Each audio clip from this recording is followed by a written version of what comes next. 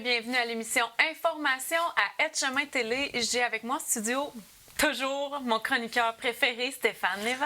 Ben là, je vais commencer à pas te croire, parce que là, à date, je suis comme ton seul chroniqueur. Tu sais, d'être ton préféré, je suis ton moins bon aussi. Là. Ben, on a l'assistant chroniqueur, Martin, des fois, qui interagit. Oui, c'est vrai, qui qu'on intervient. adore. Ben oui, c'est comme notre caméraman, recherchiste, commentateur, homme à tout faire, très sympathique, et qui a une dentition.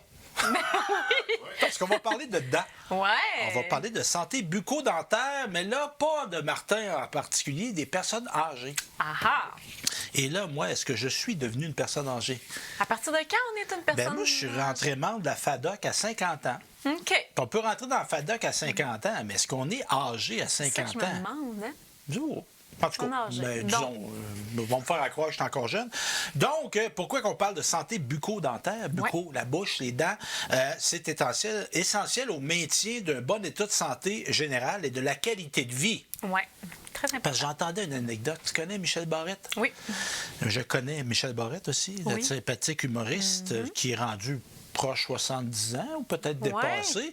Moi, j'ai une maman, qui a 79 ans, et à une certaine époque, dans des milieux défavorisés, on ne traitait pas beaucoup les dents. Hein? Dès qu'il y avait quelques problèmes, on va vous mettre un dentier, monsieur, madame. Puis Michel Barrette s'est tout fait enlever ses dents à l'adolescence. Au lieu de traiter, hein?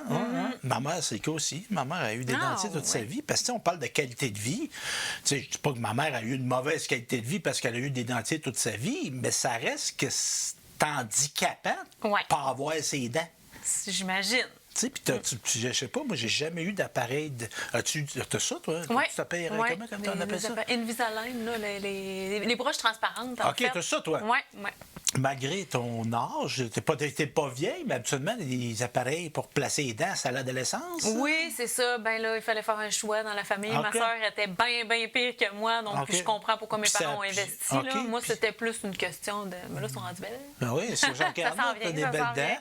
C'était pas si pire que ça, mais c'est une question esthétique puis de confiance en moi. Oui, mais ça reste que tu as quelque chose dans la bouche, oui, c'est ça. Fait que j'ose m'imaginer, j'ose pas m'imaginer les gens qui ont des dentiers, qui ont ça. Ben oui, tout le temps ça. Ben ça, tu dors pas avec, là. Oui, c'est ça. En tout cas, Michel Barrette, ça a quand même créé Relaïa Tremblay. Donc, c'est important pour la qualité de vie. Une bouche saine se distingue par l'absence de douleur. Oui, bien sûr. Ça arrive, moi j'ai mal un petit peu. Ah ouais? D'infection et d'abcès, je suis chanceux là-dessus. De maladies touchant l'os et les gencives qui soutiennent les dents. Parce que ça, tu sais, oui, t'as les dents, mais c'est comme tout un monde, ça. Hein? Ça, c'est la mâchoire. Puis nous autres, on travaille beaucoup avec notre mâchoire. Effectivement. Et moi, pour me détendre, parfois, je me paie des séances de massothérapie. Du visage? Pas juste du visage, mais c'est pas tous les massothérapeutes qui pensent à masser le visage. Non, c'est vrai. Puis je pense pas qu'ils sont mal à l'aise, mais je pense qu'il doit y avoir des gens qui sont mal à l'aise de se faire masser le visage. C'est possible. Parce que c'est beaucoup intime, le visage. Hein? Tu sais, c'est rare qu'on touche au visage de quelqu'un. Oui. Tu sais, je te salue, je te donne la main. Ben, c'est ça. Tu sais, un enfant, souvent, ils sont cajolés, on lui flatte la tête, tout ça, mais à un moment donné, on flatte pas la tête des adultes. Allô, mon Stéphane! Mais moi, quand je me fais masser, je leur demande de me garder une bonne période à la fin pour me masser la mâchoire, le crâne, les oreilles. Parce qu'on vit beaucoup. Moi, ma tension est beaucoup dans mon visage. Oui, c'est sûr. Mes mains aussi. Mais le visage. Puis, tu sais, on travaille beaucoup. On parle beaucoup de nous autres dans la vie. Hein? Effectivement. Fait que c'est un muscle. Là, les dents qui vont avec. Exactement. Donc, maladie touchant là, c'est les gencives qui soutiennent les dents. Donc, absence. On parle une bouche saine quand on n'a pas ça. Puis, ça peut entraîner le déchaussement et la perte de dents. Hein, c'est quand même important. Et toute autre altération pouvant limiter, empêcher une personne de manger, de sourire et de parler, ça peut devenir très grave. Hein, tu n'es pas capable de t'alimenter parce que tu as un problème avec ta bouche, ça va pas bien.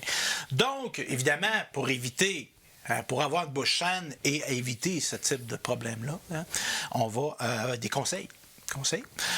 Premier conseil pour avoir une bouche saine, il nous disait ça à l'école, hein? Mais là, des fois, on ne le faisait pas tout le temps.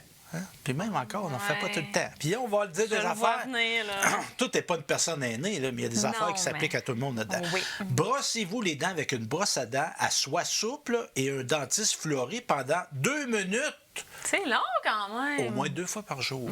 Ouais. Moi, je me brosse les dents au moins 2 fois par jour, mais 2 minutes, Pas sûr, le hein? temps en avant, Ouais. je devrais prendre le temps. Donc, on devrait idéalement brosser les dents après chaque repas et avant d'aller dormir, Oui, bien sûr. parce qu'on est beaucoup de temps ça macère quand on dort. Exactement. Hein? Puis les bactéries peuvent se développer. Brossez-vous la langue. Ah, Ça, ouais. moi, je l'ai entendu toute ma vie. Oui. C'est beau J'y essayer. pense. Mais ça fait bizarre. Hein? Ben, moi, ça me donne mal au cœur. Ben oui, c'est comme. C'est ça, c'est bon de faire vomir. Oui, c'est ça. Va pas trop loin. Ben, j'ai pas besoin d'aller loin. Parce que, entre autres, c'est pas ton cas, Ouais. mais si on se brosse la langue, ça Ouais. permet de déloger les particules d'aliments qui sont responsables de la mauvaise haleine. Ah! Les joues aussi. Ah, Les joues, il y en a qui se brossent les joues. ne rinçez pas la bouche après le brossage afin que le fluor contenu dans le dentifrice continue à protéger vos dents. Ah, ouais. Moi, c'est quelque chose que j'ai tendance à faire. Ben Fait que oui, je moi vais aussi. essayer de plus le faire. La fameuse soie dentaire. Est-ce que tu l'intègres vraiment? Une les fois, jours. ils disent, passez la soie dentaire entre vos dents une fois par jour, idéalement avant d'aller dormir. Je devrais faire ça. Moi, je me passe la soie dentaire en voiture. Ah! Parce que là, j'ai pas la soie. J'ai les mains sur le volant. Je fais pas la fois ça comme ça, mais là, il y a des petites affaires. là, Ah des oui! petites- Ah! Fais ça en conduisant. Ben oui. Faites pas prudent. Ne faites pas ça à la maison. Donc, ça permet de déloger la plaque dentaire située entre les dents, un endroit que la brosse à dents ne peut pas atteindre. Bien sûr. Aussi de brosser vos prothèses dentaires, ceux qui en ont, au moins avec une brosse à prothèse et un nettoyant à prothèse après chaque repas. S'il y a comme un produit, ma mère, je me rappelle, avait comme un bol. Là. Ouais. Ça me marquait, moi, quand j'étais jeune. petites avec pastilles ou des un produits. dentier. Ses dents. J'ai jamais pensé même jouer avec ses dents. Ah non, hein? C'était pas... Non, c'est pas un jeu. Mais on n'a jamais été Non. avertis. Moi, ma soeur, de souvenirs, on n'a C'est- jamais passé. Toucher à ça, c'était comme personnel. Hein? Ouais, Mon ouais. grand-père faisait des niaiseries avec son dentier, lui. Ah, ouais. Ah, quand il voulait nous faire peur, là, Ah, il sortait sortait dedans. son dentier, il le mettait par terre à côté de nos jouets. Tabarouette! C'était tout un comique, ça. Est-ce qu'après, il mettait le produit nettoyant Il se le remettait dans la bouche, puis on se posait pas de questions. et on retire ses prothèses dentaires durant la nuit? Ah, Il ne faut ok, pas tout le dormir temps. avec ses prothèses. Adopter de saines habitudes alimentaires. Ouais. Évidemment, il y a des aliments qui n'aident pas bien la santé des dents. Et consultez votre dentiste au moins une fois par année. Ouais. Et ça, je vais dire, j'ai recommencé, moi. Ouais. J'avais. Bien, évidemment, là, on est travailleurs autonomes, en grande partie, toi et moi. Évidemment, tu es dans un milieu de travail. Moi, j'ai été dans la fonction publique. Puis là, tu as un programme d'assurance dentaire. Ouais. Ça coûte pas si cher que ça. Puis ci, puis ça. Fait que tu intègres ça à ta routine. Parce que, ben, ça coûte quelque chose. Tu payes des assurances, ton employeur paye. Ça coûte quelque chose, mais tu sors pas le 100 quelques piastres que ça sort. Là. C'est ça. Tandis que toi puis moi, quand on y va, si on est. Ben, toi, es-tu couverte? Non. Non? Tes enfants Non, le je sont? le paye. Ben, c'est ça. Ben, il commence, là. C'est Fait que, tu nouveau. sais, ta visite chez le dentiste annuel, là, ça, Ouais. ça coûte 100 quelques piastres. 100 ça, quelques là. piastres, là. Puis là, ça, c'est sans Puis c'est ça, l'imagerie puis- dentaire. C'est ça. Puis là, tu le sors de ta poche, ça, Ouais. 100 quelques piastres. Là. Effectivement. Mais en même temps, on achète bien des niaiseries. On dépense des niaiseries. Ça, c'est pas une niaiserie, ça. Ben oui, 100 piastres, c'est vite dépensé. Là, on se dit c'est pour notre santé buccale. Donc, c'est ça. Aussi, le vieillissement accroît le risque de problèmes bucco-dentaires. Parce qu'évidemment, on est une espèce vivante. Hein? Puis ce qui vit, vieillit. Ben oui. C'est un constat. Donc, ça peut se répercuter sur la santé générale, souvent fragiliser des personnes âgées. Ouais. Donc, il ne faut pas la mettre de côté, cette santé-là, buccale. Donc, faut Et ça, continuer. moi, c'est une réflexion que j'ai toujours eue. Et j'en jase toutes les fois que je vais chez ma dentiste, Ouais. très sympathique. Pourquoi les dents, ce n'est pas couvert par l'assurance maladie? Ça coûterait très cher. Ouais. Mais pourquoi? Parce que, tu sais, le corps humain, c'est pas là, mes dents. Là. Non, c'est ça. C'est dans moi. Visage, Puis là, pourquoi, ouais. quand on a fait l'assurance maladie, on a dit cette partie du corps-là, On la prend pas. elle n'est pas Ouais. dans le système, elle. C'est vrai, hein? C'est parce que c'est vraiment complexe. Ben, je sais pas si on a peut-être jugé que ça allait être trop coûteux. Je sais pas. C'est peut-être un type de business, parce que des gens qui sont dentistes, qui travaillent dans le privé, c'est un business. Si ça avait été couvert par le système, est-ce que ça aurait amené ça à fermer? Tu sais, je vais te donner un parallèle. Tu sais, exemple, on a le no-fault au Québec, on a l'assurance automobile. Tu sais, tu fais un accident, tu es couvert par un système géré par l'État. Et quand elle a fait ça, Mme Payette, là, il y a bien des avocats qui faisaient des causes d'accidents d'auto qui n'étaient pas contents. Puis ça a bien rué des brancards. Puis le Parti québécois, à l'époque, l'avait fait quand même, malgré qu'il y avait tellement de pression. Fait que je sais pas, moi, je me rappelle pas l'assurance maladie. Je n'étais pas né. C'était M. Castonguay, à l'époque, gouvernement du Parti libéral, en 72-13, qui ont fait ça. Mais je sais pas qu'est-ce qu'il y a eu comme débat à ce moment-là, s'il y a eu volonté d'inclure, puis là, il y a eu un lobby de dentistes qui s'est levé, je sais pas. Fait que on s'en reparlera. Donc, c'est ça, c'était ma petite capsule historique. Personne en perte d'autonomie, donc aussi la santé buccale, ça peut avoir des pertes, tu sais, exemple, tu as une perte d'autonomie, tu as une perte de capacité de prendre soin de toi, ben là, il peut y avoir un désagrégement parce que, tu sais, penser à brosser ses dents, tu sais, si tu as des problèmes cognitifs, de mémoire, tu sais, ça se peut que tu oublies ça. D'énergie, oui, c'est ça. Donc, ça peut être souvent impossible, même pour certaines personnes, physiquement. Tu sais, exemple, quelqu'un qui a de Parkinson, qui bouge beaucoup, brosser les dents, ça devient impossible. C'est que ça, c'est à prendre en considération. Ça engendre, évidemment, si on ne se brosse pas les dents, puis on ne nettoie pas ses prothèses dentaires, ça peut entraîner une mauvaise hygiène qui contribue à certaines maladies ou problèmes, comme, bien évidemment, la carie. Oui. As-tu des caries, toi? Non. Jamais tu as eu de caries? Quand j'étais petite, sur mes dents. Moi aussi, enfant, je n'avais jamais. Puis là, oui. Adulte, j'ai commencé à en avoir.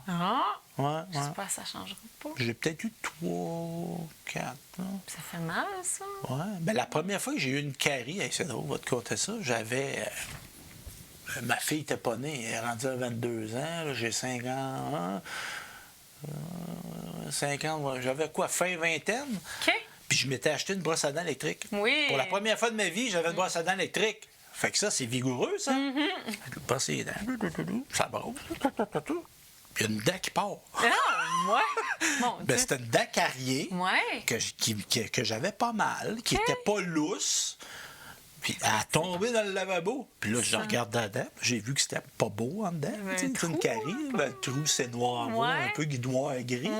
Fait que j'ai une carie. La carie est partie de ça. Fait que c'est ça, évidemment, j'ai été chez le dentiste parce que là, je ne pouvais pas laisser ça comme ça. Mais non, c'est ça.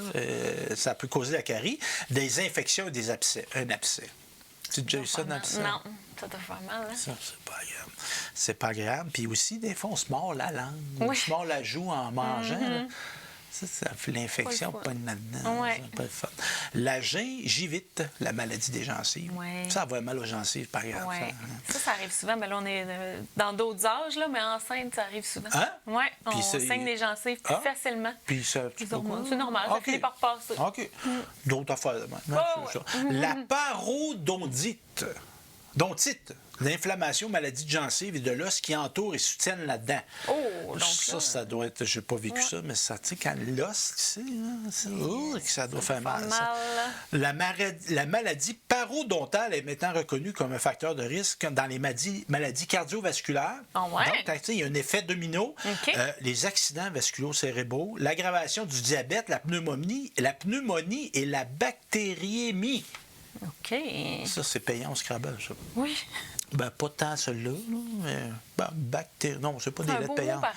Vasculaire, ça, c'est pas pire, ça. Le V, il vaut 4 points, ça, je me rappelle, c'est certain. Donc, quand on dit, tu sais, la santé, puis la santé buccale, un bon médecin va vous dire, c'est symptôme de peut-être d'autres problèmes en arrière. Donc, important, entre autres, la visite chez le dentiste. Si on peut. C'est pas parce qu'on ne veut pas, des fois. Il y a l'aspect financier. La candidose oropharyngée. Là, il y a un Y, ça, c'est payant. Ça, c'est une infection due au développement dans la bouche de champignons. C'est bon, les champignons. Mais ceux qui sont faits pour être mangés. C'est ça. Ceux qui s'installent dans notre bouche. Ils sont coqués, ces champignons-là, sont micro. Donc, donc tu peux pas les voir. Non. L'édentation, la perte partielle au total des dents. La mauvaise hygiène buccale peut aussi engendrer d'importants problèmes de santé comme des pneumonies d'aspiration, Ouais. des endocardites bactériennes, c'est l'inflation de la paroi interne du cœur, ou des valvules cardiaques quand même, des bactériémies, présence de bactéries dans le sang. T'sais, on est dans des affaires assez... c'est pas un ongle incarné, celle-là. Quoi que ça fait mal, un ongle incarné. Oui, c'est c'est ça. un ongle incarné, toi? Non. Oui, ça fait mal. Ça fait longtemps, puis je suis bien correct. Une pierre au rein. Tu as déjà une pierre au rein? Non, ma mère, oui. Ça fait mal.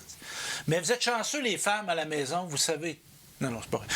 J'allais faire une blague. Vous savez, c'est quoi? Bien, il y en a, mais je dis ça, c'est pas une blague. Il y a des femmes qui ont déjà comparé la douleur engendrée par une pierre au rein à le fait d'accoucher. Oui, ça a l'air que c'est assez semblable. Moi, j'en ai eu une, là, puis ma fille aussi en a eu une. Ah, ouais. Puis je n'ai eu une fois, elle n'est jamais sortie.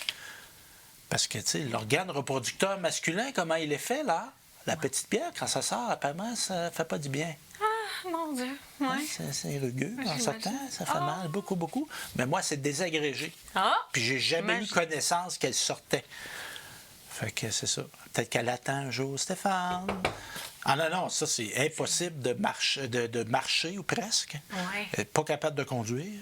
Non, c'était ma conjointe de l'époque qui était portée à l'hôpital et il m'avait donné de la morphine. Ah oui. Non, c'est une douleur, là, c'est intenable. Ils ne vous donnent pas de la morphine, vous autres? Non, en accouchant, on s'endure. C'est peut-être pire encore. J'exagère. Donc, ça peut... des états de nutrition, de dénutrition généralisée. OK, ben oui. Ben oui. Des troubles de comportement. Moi, quand j'ai mal aux dents, là... Ouais. Je ne veux pas dire que j'ai des problèmes de comportement, mais je vais vous dire que c'est dur, vous le savez à la maison, hein? C'est dur de se concentrer sur d'autres choses. Ouais. On peut devenir irritable. Exactement. Donc, des personnes vont être plus... ça peut entraîner d'être plus agitées, confus même, si on souffre de problèmes dentaires chez une personne qui souffre déjà de problèmes cognitifs. La dégradation de la santé globale. Et aussi, moi, je dirais, au point de vue psychologique, ça peut avoir un impact. Quelqu'un qui a une mauvaise dentition, ça entraîne au niveau de l'image personnelle. Tu sais, tes dents, tu te dis, toi, là. Tu le fais à l'âge que tu es rendu là, c'est parce que c'est pas laid, là. On va se dire. T'es pas d'une personne qui est laide, mais pour que tu dises de poser ce geste-là, c'est qu'il y avait quelque chose au niveau de ton estime qui fait en sorte que tu dis qui te dérangeait. Bon, fait que, tu sais, c'est quand même important. Fait que, tu sais, il y a des gens avec des problèmes de dentition très, très, très importants qui vont peut-être s'empêcher d'aller en public, qui vont pas sourire, qui vont pas... Ça va pas en s'améliorant, des fois, donc... Puis, tu sais, on vit avec notre visage, tu sais, c'est notre manière d'être introduit aux gens. Fait que là, on va s'empêcher peut-être des occasions d'affaires, des occasions de rencontres, des occasions de loisirs. Des occasions de sourire, tout simplement. Ben, c'est ça. Fait que tout ça peut impacter psychologiquement les personnes. Donc, les personnes en perte d'autonomie vivant dans un CHSLD, à domicile, risquent davantage de souffrir de complications découlant d'une pauvre santé dentaire. Par ailleurs, les personnes résidant en centre d'hébergement et de soins de longue durée bénéficient du programme québécois de soins bucco-dentaires et de soins d'hygiène quotidien de la bouche. Ce programme permet, entre autres, de recevoir des soins dentaires afin d'améliorer et de maintenir leur santé bucco-dentaire. Surtout quand on considère que ces gens-là, ça peut être très... Pour nous, c'est impactant, mais pour eux encore plus, qu'il y a beaucoup de présence de signes de vieillissement. Donc, ça peut être très, très important de faire ça. Donc, c'était ça, la santé bucco-dentaire, ma chère. T'en veux-tu encore? Bien, certainement. En voulez-vous encore à la maison? On va continuer dans le... On a une suite? Ben oui, dans la santé. Tantôt, ce que je vous parlais était... c'est issu du ministère de la Santé et des Services sociaux. OK, c'est ça. Je n'ai pas inventé ça. Non. Je l'ai synthétisé, mais je ne l'ai pas inventé. Là, on va parler d'informations qui viennent de la Croix-Rouge. La Croix-Rouge.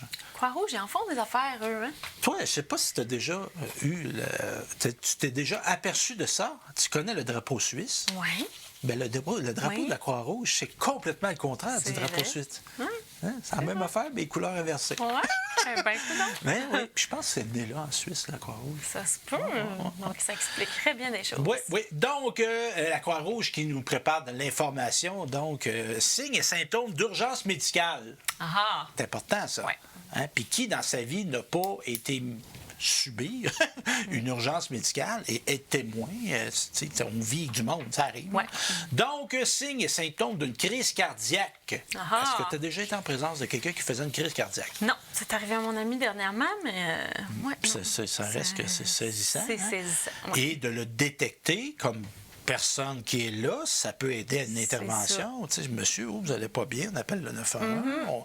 On voit qu'il est titubulant, on s'approche de lui, on l'aide si on a un code RCR, on peut même intervenir, mais toujours important d'appeler le 911. Oui. Donc, signes et symptômes d'une crise cardiaque, douleur thoracique sous forme de serrement, difficulté à respirer. Aussi. Douleur abdominale ou dorsale. Et pour l'aspect du dos, ça, je ne le savais pas, mais c'est plus fréquent chez les femmes. Ah oui? Une femme va faire une crise cardiaque, ça risque d'être plus présent, cette douleur-là, que chez un homme. La peau froide et moite. OK, oui. La peau bleuâtre. Bleuâtre, ouais. ou plus pâle que la normale. Nausée ou vomissement. Négation de l'état.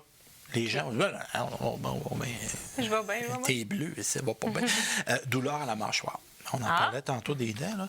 Là. Ce n'est pas tout. Puis ça, c'est très important de le noter. Tout le monde ne ressent pas une douleur à la poitrine lors d'une crise cardiaque. OK. Donc, tu sais, au niveau de l'intervention, tu sais, les gens vont dire, ben non, je me sens pas bien, mais c'est pas ça, là, c'est pas ça. Parce que c'est grave, une crise cardiaque. Oui. Donc, c'est ça. Consulter. Lors d'une crise cardiaque, bon nombre de femmes, de personnes âgées, de personnes souffrant de diabète ont tendance à ressentir des signes subtils. Tu sais, on n'est pas dans le serrement, dans le vomissement. On va en parler, entre autres, d'un inconfort léger et diffus, donc petite dose, à la poitrine qui se dissipe et revient. N'est pas ressenti comme une douleur. C'est comme tu sais, des fois, comme moi en ce moment, je te parle, là, j'ai un petit inconfort dans le coude ici, dans les os. Là. Ça ne m'empêche pas de fonctionner. Là, j'en parle, j'y pense. Mais je pensais pas. Parce que là, en fin de semaine, preuve que j'ai plus que 50 ans, j'ai fait quelque chose que je fais rarement. J'ai pelleté. Parce que là, l'être aimé avait de la tourbe à faire enlever parce qu'elle était partie se faire un petit aménagement. Tu sais. Elle avait un projet en tête. T'étais là pour l'aider. Je l'aime. Fait que, tu sais, bon, un aménagement paysager. C'était pas une grosse job, c'était une petite ça de grande tourbe. Mais juste. Puis je le fais pas souvent. Ouais. Tu sais, le monde m'a dit, ben là, pas fort. Enfin, il a dit, pas fort. T'en fais-tu de la télé, toi? Moi, j'en fais. Bon, c'est une blague. Donc, je suis pas habitué de faire ce geste physique-là. Je suis actif physiquement, mais pas celui-là. Fait que là, depuis ce temps-là, j'ai mal. C'est ça l'affaire. Oui. Donc, ça ne sera pas nécessairement ressenti comme une douleur. Commence doucement et s'amplifie graduellement. S'améliore avec le repos, augmente avec l'activité. Un autre signe d'inconfort léger chez les femmes, les personnes âgées ou les personnes souffrant de diabète. Fatigue, inconfort gastrique. OK. Comme là, au moment où on se parle, on vient de faire on fait de la télé, mais on vient de manger. Ouais. Moi, j'ai un petit inconfort gastrique au moment que je te parle. Donc là, tu n'associes pas ça au cœur, mais ça pourrait. Non. Symptômes semblables à la grippe. Ça serait bête pour moi, parce que des fois, moi, j'ai des grippes musculaires. Ouais, une vraie grippe d'homme. Pas facile. Pas facile. Donc, mais aussi, j'ai dit les femmes, personnes âgées, personnes diabète, mais les hommes aussi, qui n'ont pas ces conditions-là, qui ne sont pas nécessairement âgés ou ayant le diabète, ça peut être problématique. La compression thoracique seule, là, c'est un avis que émet la Croix-Rouge canadienne, reconnaît que la réanimation cardio-respiratoire, RCR, par compression thoracique seule est une option acceptable pour les personnes qui ne sont pas disposées, qui n'ont pas les capacités d'administrer la RCR conventionnelle ou qui n'ont pas suivi de formation, donc de cache thoracique. Dans certains cas, les compressions thoraciques seules sont la méthode privilégiée par le grand public lorsqu'un adulte s'effondre subitement. Hein? Bon, évidemment, toujours, si on le fait, en passant, moi, j'ai déjà suivi il y a bien longtemps des cours de premiers soins.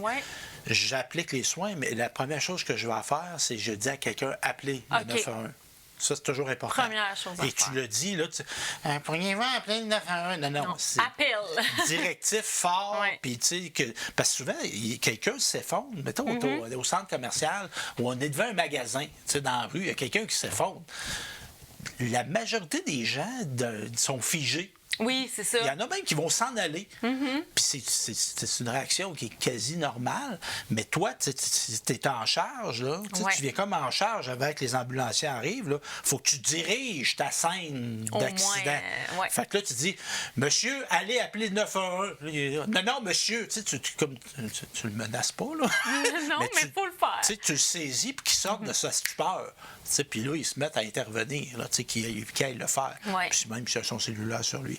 Donc, c'est ça. Ça peut être donc la méthode de RCR juste par compression. C'est ça. Ces compressions-là permettent de faire circuler l'oxygène se trouvant dans l'organisme de la victime. Ainsi, les compressions thoraciques seules conviennent aux adultes qui s'effondrent subitement. Elles ne doivent pas être utilisées lorsqu'il est probable que la victime a déjà utilisé tout l'oxygène se trouvant dans son système. Parce que là, tu fais circuler quelque chose qui n'est plus là. Ça va pas bien. Donc, comme les victimes de noyade. Ça peut être le cas. Bien sûr. Donc, c'est ça. Fait que on parle de compression continue à un rythme d'environ 100 compressions à la minute sans administrer la respiration artificielle.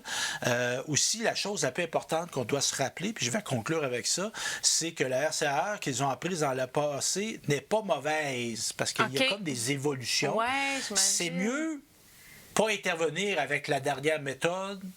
C'est mieux intervenir pas nécessairement avec la dernière méthode que pas intervenir du tout. Oui, c'est ça. Hein? Bon. Donc, c'est ça. Et il y a des gens qui ont peur. Ouais, mais là, si je commettrais quelque chose, j'endommagerais. Tu peux pas te poursuivre parce que tu as fait du mieux que tu pouvais. Tu as essayé de sauver quelqu'un. Donc, c'est ça. Évidemment, le mieux, c'est de se former. De se former à avoir la vraie méthode RCR. Donc, c'est ça. Et ça, moi, j'oserais dire que ça devrait être obligatoire.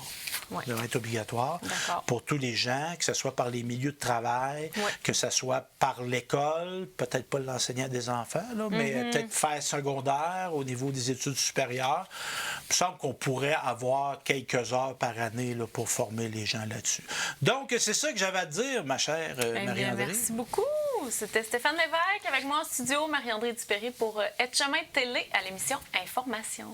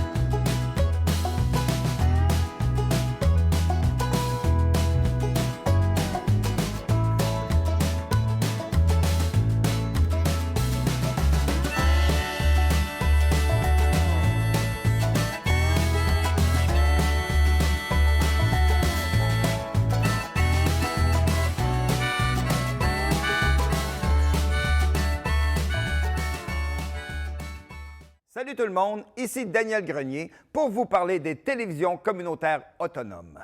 42 télévisions situées dans 15 régions administratives du Québec. Elles parlent des enjeux locaux et font rayonner les citoyens en leur donnant accès à un média accessible. Je la savais par cœur, celle-là. Ensemble, encourageons les télévisions communautaires autonomes. Oh, ça roule encore? J'ose ma télé communautaire.